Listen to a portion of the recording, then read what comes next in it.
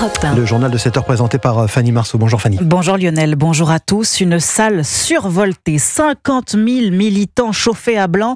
Au deuxième jour de la convention démocrate à Chicago, l'exaltation est à son comble. Cette nuit, Kamala Harris a été officiellement désignée candidate du parti pour l'élection présidentielle et elle a été encensée à viva Fried, notamment par le couple le plus attendu de cette convention, Barack et Michelle Obama. Veuillez accueillir le 44e président des États-Unis et l'amour de ma vie, Barack Obama.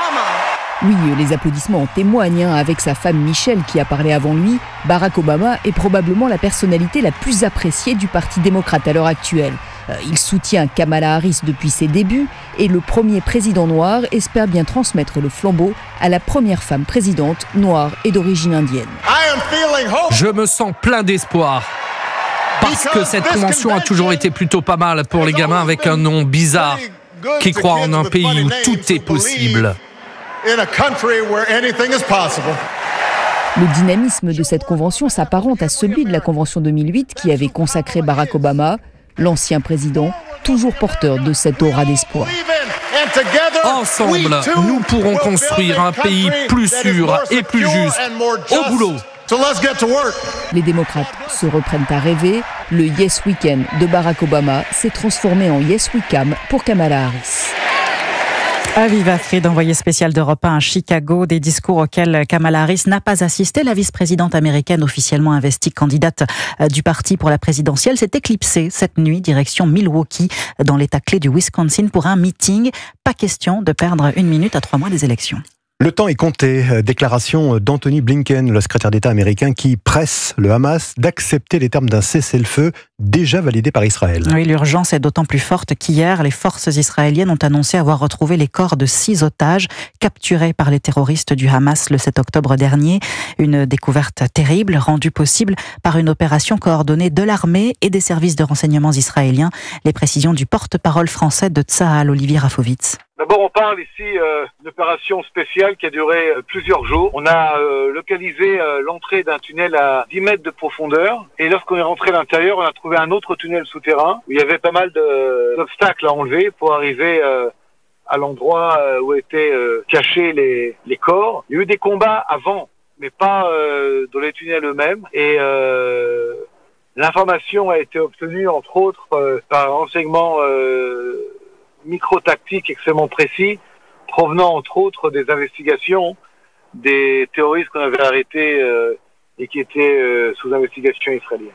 Olivier Rafovitz, joint par Wilfried de Villers pour Europe 1. Dans ce contexte, la sécurité doit être maximale à Paris pour les Jeux paralympiques. Oui, la cérémonie d'ouverture aura lieu mercredi prochain, dans une semaine. Pour les policiers et gendarmes, le défi sécuritaire est de taille. Une fois encore, ils vont être ultra mobilisés. Antoine Bienvaux. Oui, selon le ministre de l'Intérieur, 25 000 policiers et gendarmes ainsi que 10 000 agents de sécurité privés patrouilleront dans les rues de Paris pendant la quinzaine paralympique. 300 effectifs des 3 forces d'intervention spéciales, RAID, BRI et GIGN, viendront également appuyer ce dispositif hors norme. Concernant la cérémonie d'ouverture, mercredi prochain, ce sont là 15 000 membres des forces de l'ordre qui seront chargés de surveiller les 35 000 spectateurs sur la place de la Concorde. Un défi de taille donc pour les policiers, d'autant que selon Rudy Mana, porte-parole national du syndicat Alliance Police, la fatigue commence à se faire sentir chez beaucoup d'entre eux. On est quand même très fatigué moralement, on est très fatigué physiquement. On va être là présent parce que ces Jeux paralympiques méritent tout autant que les Jeux olympiques de se dérouler dans la sérénité. Donc on va être là encore jusqu'au 8 septembre. En espérant que derrière, il y aura une période un petit peu plus calme, parce qu'on en a bien besoin. Le policier se montre toutefois relativement confiant quant au bon déroulé de ces Jeux paralympiques. Gérald Darmanin, de son côté, précise qu'à ce jour, aucune menace caractérisée ne pèse sur les épreuves. Les délégations sensibles, notamment Israël, seront en revanche particulièrement surveillées, comme lors des Jeux olympiques. Antoine Bienveau.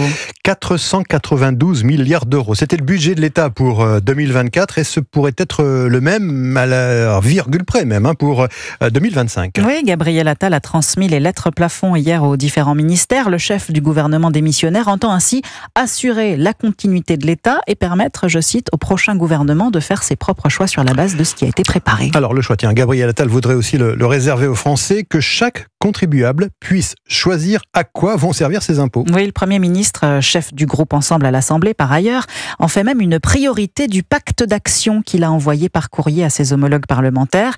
Il appelle de ses vœux la création d'un impôt participatif, comme ça existe déjà ailleurs en Europe, Barthélémy Philippe. Oui, cela fonctionne depuis près de 40 ans en Italie. En remplissant leur déclaration d'impôt, nos voisins peuvent choisir de flécher une part symbolique de leur contribution vers la santé ou la justice. L'idée séduit Jocelyne. Cette retraitée parisienne aimerait soutenir 2 missions de l'État. L'éducation et la santé. L'éducation nationale périclite à grande vitesse. Pour la santé, les choses ne vont pas très bien non plus. Alex, la quarantaine, est beaucoup moins convaincu. C'est plus de l'artifice qu'autre chose. Je pense que le rôle de l'État, c'est de faire lui-même le job et c'est pas aux gens de décider. Il faut juste plus de redistribution et ça se passera très bien. Créateur du site justerépartition.fr, Thomas Gérégian a sondé plusieurs milliers de Français sur leurs priorités concernant l'utilisation des impôts. Les plus de 3000 votants ont majoritairement plébiscité une hausse des dépenses dans l'éducation, puis la justice, la défense et la sécurité. Et enfin, dans l'environnement et l'énergie. À l'inverse, la plupart des contribuables souhaitent consacrer moins d'argent au financement des retraites, des prestations de solidarité et des aides aux entreprises. Barthélémy Philippe du service économie d'Europe 1. Europe 1, il est 7h07.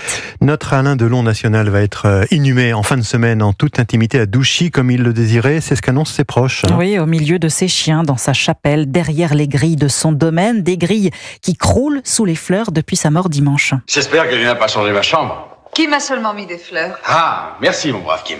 J'adore les fleurs. J'ai toujours adoré les fleurs. Ah bah alors tout va bien. On s'en souvient quand il jouait Georges Campos, c'était dans Diaboliquement Vôtre en 1967. Il adorait les fleurs, ce qui fait forcément les affaires de la fleuriste de Douchy dans le Loiret, submergées par les commandes. Reportage Mathieu Prior. Messieurs, dames. Bonjour. Dès l'ouverture, une file d'attente qui rendrait jaloux tous les commerçants se forme devant la boutique. Pascal et sa femme sont venus de Seine-et-Marne. On s'est dit une fois absolument des roses.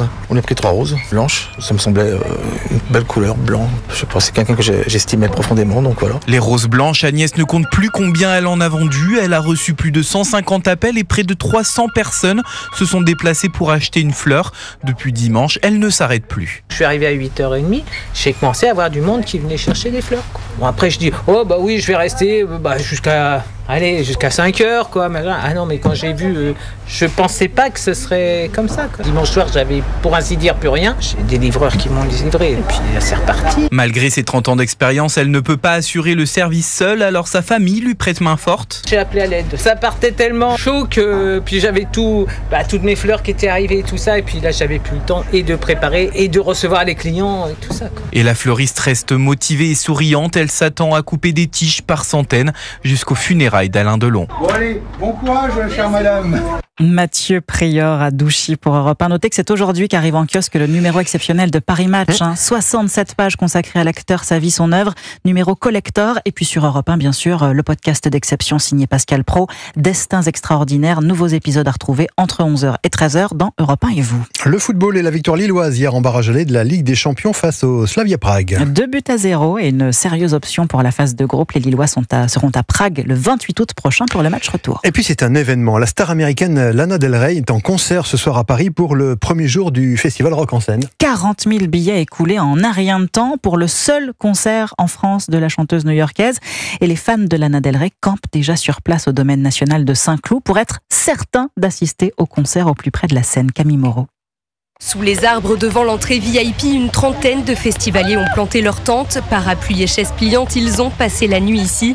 Constance, elle est arrivée hier matin. Cela fait 10 ans qu'elle campe avant chaque concert de Lana Del Rey. Son objectif, être parmi les premières à rejoindre la barricade. C'est le premier rang devant la scène. Lana Del Rey, c'est comme une célébrité qui descend régulièrement la barricade voir ses fans pour faire des photos, signer les vinyles. Donc ça me permet d'avoir vraiment un show plus intime, on va dire, avec elle. Ici, tout est bien organisé. Dans la file d'attente, des festivaliers distribuent des bracelets numérotés par ordre d'arrivée pour permettre à chacun de s'absenter tout en conservant sa place.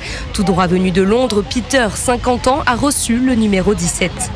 Vous savez, ça fait des années que je fais ça. Espagne, Italie, Portugal, États-Unis. J'ai suivi Lana dans 26 pays et je compte continuer jusqu'à ce que je vois au moins 100 concerts d'elle.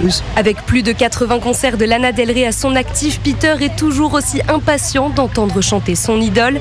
Dans quelques heures, heures, le londonien et les festivaliers rencontrés sur place pourront enfin entonner en chœur Summertime Sadness.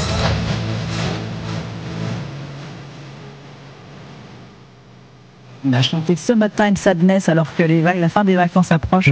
C'est plutôt pas mal. Et puis une actualité people, tiens, ce matin, je sens que ça va vous bouleverser, Lionel. L'un des couples les plus marquants d'Hollywood se sépare. Ah oui. Mais oui, la chanteuse et comédienne Jennifer Lopez demande le divorce à Ben Affleck après seulement 2 années de mariage. La fin d'une romance qui avait vu le jour pour la première fois il y a plus de 20 ans. Ils se sont séparés, ils se sont retrouvés, ils se sont épousés et ils se quittent. C'est bien dommage. Voilà. Merci Fanny Marceau. Prochain journal à 7h30.